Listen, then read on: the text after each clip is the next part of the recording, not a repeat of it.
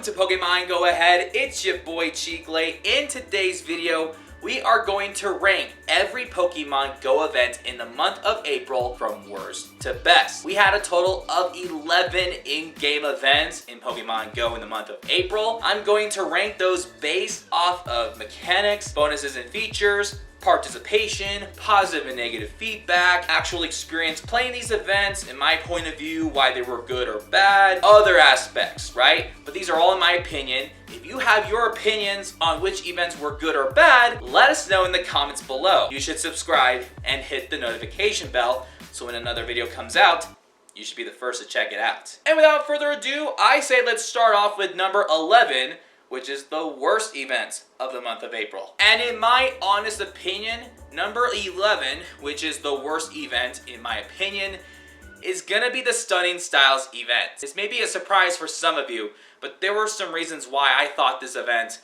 was so disappointing. Reason number 1, spawns. They were terrible. All it was just burn me everywhere. Like, unless you don't have a shiny, there was no reason to hunt for those. They also said they were featuring cast form, and they were not that common. I just felt like there could have been some extra room for some more spawns. Like Shellos, for example. It was in tier 1 raids and it was shiny boosted. I thought it would be a nice mix to just add those in there, but they decided not to. Field research task, the encounters were just so random. I don't get it. More PEGO? Really? Raid bosses were okay. I thought the best raid boss was Paldean Tauros. And Paldean Tauros was probably the only good thing about the event.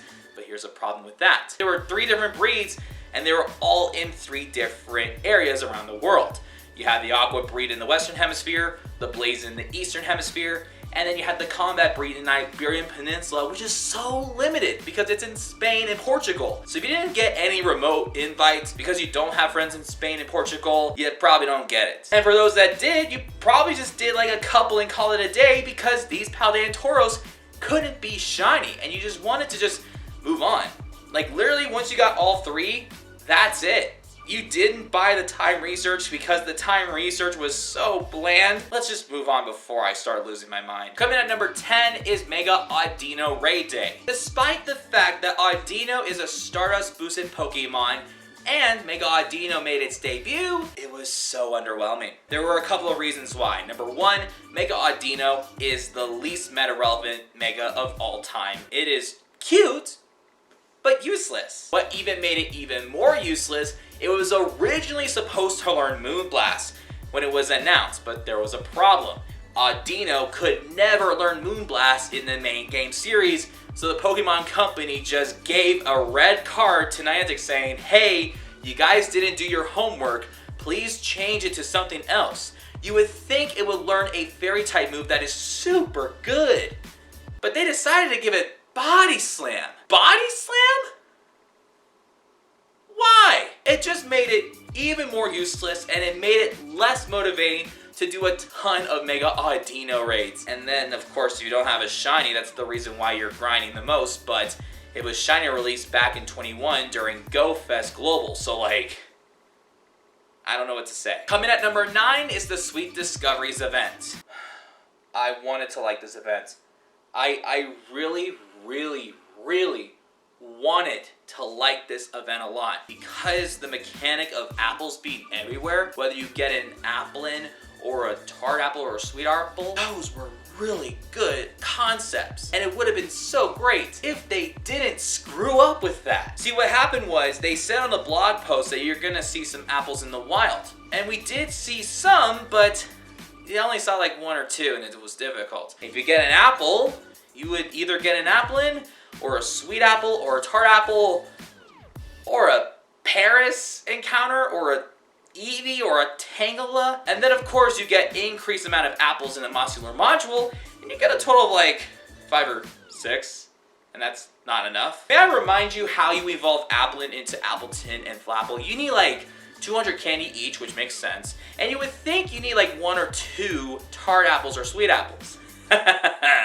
No, you need 20 apples. I understand there's like the part of longevity of trying to, you know, get these Pokemon and just playing the game, but if you're just sitting by the Modular Module and nothing appears and you get a Paris encounter for tapping on an apple and you get nothing, then it's just a waste of time. I will say that there was one Pokemon during this event that did save this event from ranking number 11, and that was Delibird. You see, Delibird is a seasonal Pokemon, and it doesn't usually come in the spring. It was shiny boosted, it's a Stardust boosted Pokemon in general, and another cool mechanic, which I think was, another good critical feedback, it was good, that both Squavette and Delibird could give you berries for a limited time. I thought that was a nice touch.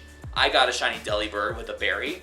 It was cool, but it wasn't enough to save this event, because when you look at the Sweet Discoveries, the promotion picture literally has an apple in. I would have thought this would have been the #1 event because of how cool it was, the concept of going after apples, but you can't ask for everything, right? Coming at number 8, Gigantamax Snorlax Max Battle Day. G-Max Lapras Day was solid. G-Max Kingler Max Day were solid. So what happened with this one? In earlier time zones, not every power spot had a Gigantamax Snorlax. It was a technical issue. Niantic support fixed it.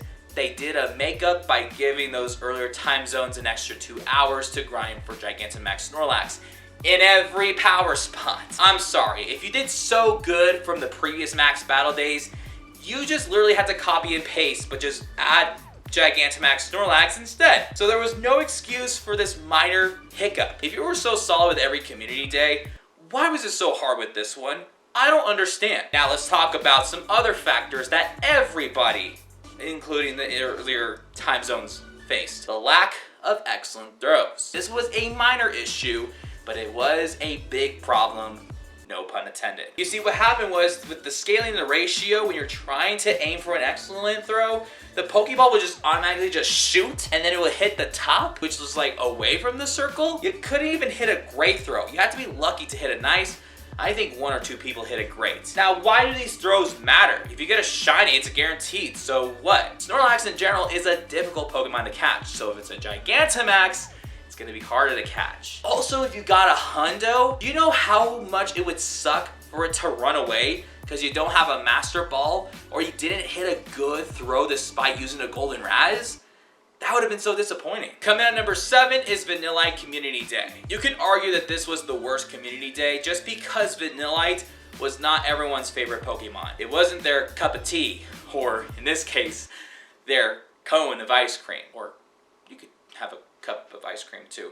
But anyway, it's not the most meta-relevant Pokemon when you have Avalanche on the Vanillix. I mean, it was like a calm day for those that didn't get the shiny, and that's it. Coming at number 6, Dynamax Entei Max Battle Weekend. This was arguably the most mid event of the month, and I think everything I said about the Dynamax Raikou Max Battle Weekend is the same. It's a legendary and tier 5 raids, and yes, it is easier to take down with 4 trainers comparing to a Gigantamax, but like, I hate how limited it was. You don't get that many max particles. You get some trainers that are just kind of like, yeah, we got one. It's not shiny boosted, so we're just gonna move on because Gigantamax Charizard's a better fire type. So like, there were no technical issues, and it's not a bad Pokemon.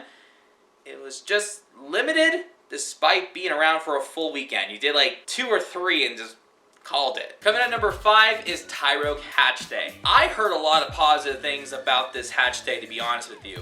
I also seen a lot of people hatching like 3 shinies in one batch of 9 eggs, which is very, very uncommon. Also, there were some trainers that had a good time with this one. This is a baby Pokemon that's not easy to get shiny-wise. I know I had my fair share of shiny Tyrogue in the past before this Hatch Day, but it was really cool nonetheless. My boy Will got a total of 7 shinies. I got 2, but like, he got some shiny boosts. It was incredible. But yeah, I thought this was a good hatch day comparing to the other ones, because like, it's kind of hard to hatch eggs and all that stuff because those earlier ones, you didn't get the half hatch bonus. That was until Cleffa Hatch Day. And then the Charge Embers Hatch Day. Those were solid, but the Tyrogue Hatch Day just felt so different. I thought it was awesome. Coming at number 4 is the Sparring Partners Raid Day. This is a controversial opinion because I knew a few of you probably don't like this raid day. I thought it was good, and I don't think it was as bad as what people claim it to be. Reason number 1, we had a variety of different Pokemon in raids, specifically different tiers. You had a 1-star raid, which I think this is a first, You also had a tier 3, which we haven't seen in a while. And then of course your classic tier 5 or mega. In this occasion, Mega Heracross. Now I understand that we had a Mega Heracross raid day last year. I played it, I enjoyed it, and some trainers probably already got the Mega Heracross and they're like, what's the point, right? But I'll tell you one thing, this was more meta relevant and more exciting to shiny hunts for comparing to Mega Audino. Also, learn an exclusive move, whichever one you're going after, which was Upper Hand.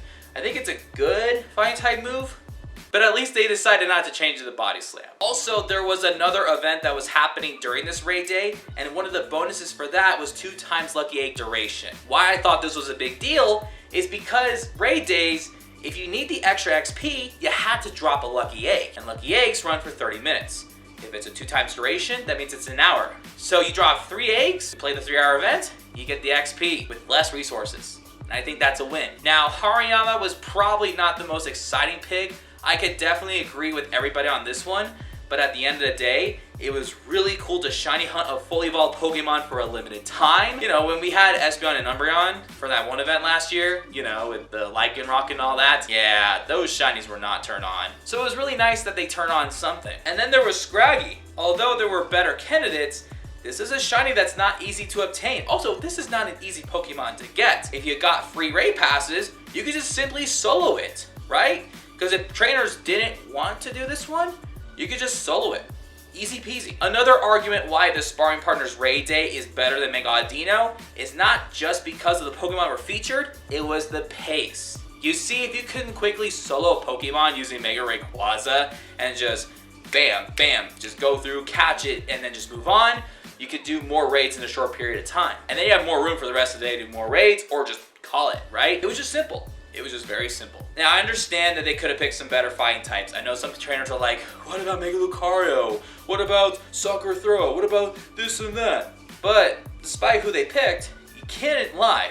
This was way better than Mega Audino Raid Day. Coming to number 3 is the Spring into Spring event. This is an annual event that comes around that features Pokemon that come in the spring, but the spawns this year were so different and so unique. It was a 6-day event, and each set of 2 days would feature different Pokemon. You would have water types in the wild for the first 2 days, you have grass types for another 2 days, and then fire types on another set of 2 days.